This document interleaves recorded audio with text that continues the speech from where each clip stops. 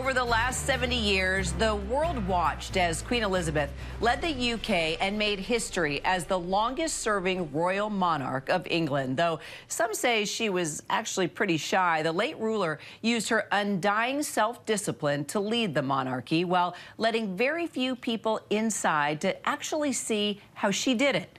International best-selling author Andrew Morton was one of the few writers that the royals trusted. And for all you viewers who binge the Netflix series The Crown, you'll know who I'm talking about. I can say categorically that I did not interview the princess, but I spoke to her friends, associates, anyone who was willing to talk. Many of them were not just willing, they were desperate to tell the world how it really is. Well, I had the honor to get to know Andrew in London as we both covered Queen Elizabeth's funeral together, and now he joins me here back in the U.S. to talk about his new book, The Queen, Her Life. So good to see you.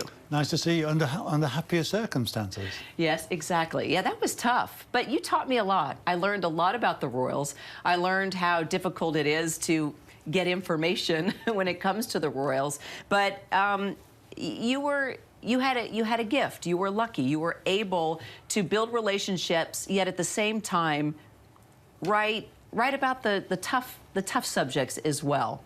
So, what do you think made this book so different from other books that you have written about the royals? Well, I've written, what, 25 books over the years, so I'm aging myself. But the Queen, Her Life, is my attempt to look at the woman behind the mask and who was this person. Search for personality clues, because after all, a biographer is essentially a personality detective, and I found all kinds of clues on tour with her. The first tour I did with her was in 1983 in California, and if it was a Broadway show, it would have been called The Tour That Went Wrong, because everything that could have gone wrong went wrong. But you got clues into her personality. The fact that when it went wrong, she loved it. And Prince William said the same thing, that her mother loved it when things went wrong. And you could see that she had a sense of humour, a great wit.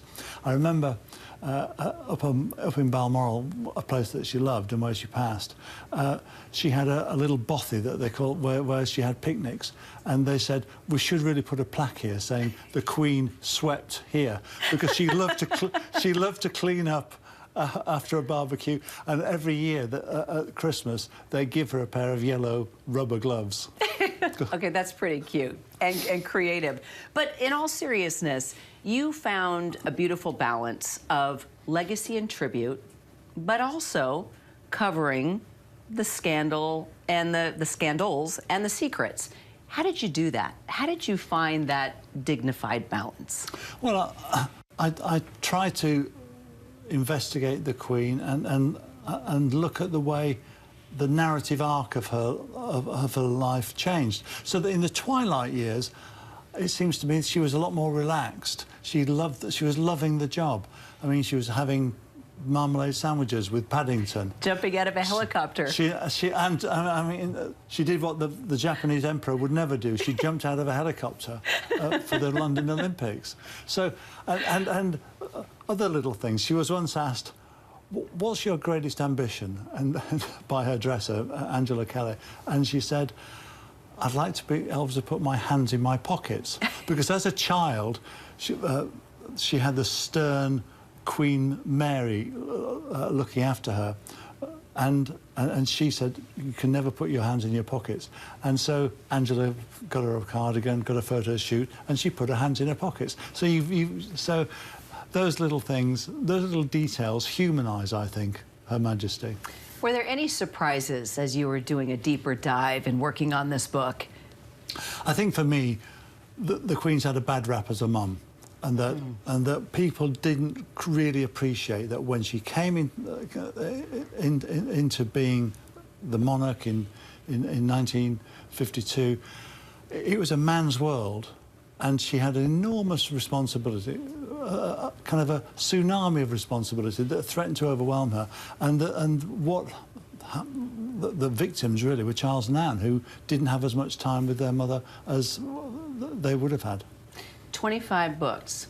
Is there a favorite member of the royal family that you have written about, someone you enjoyed maybe the most?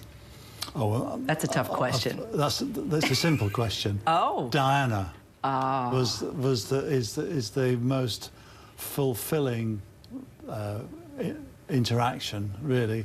The way it all happened, the drama behind it, watching The Crown has brought it all back for me.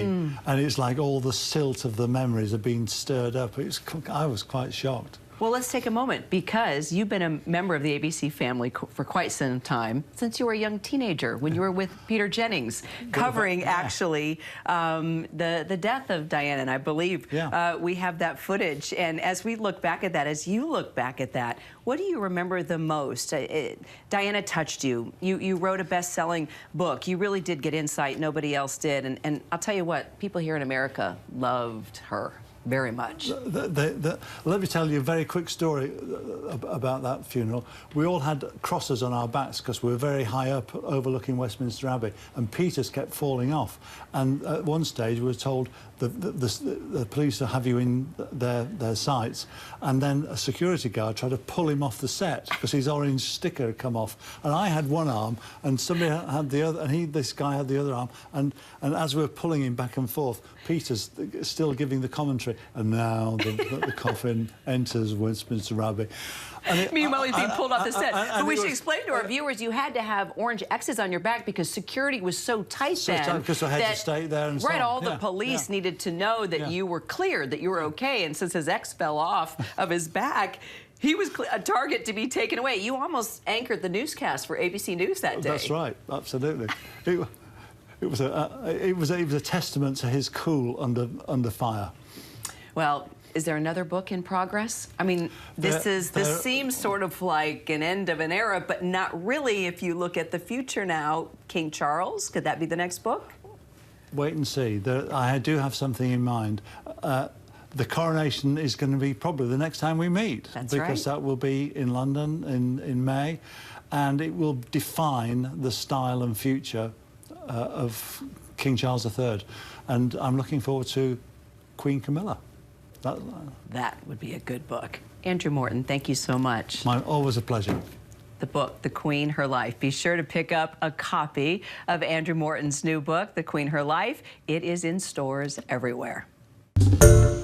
Hi everyone, George Stephanopoulos here. Thanks for checking out the ABC News YouTube channel. If you'd like to get more videos, show highlights, and watch live event coverage, click on the right over here to subscribe to our channel, and don't forget to download the ABC News app for breaking news alerts. Thanks for watching.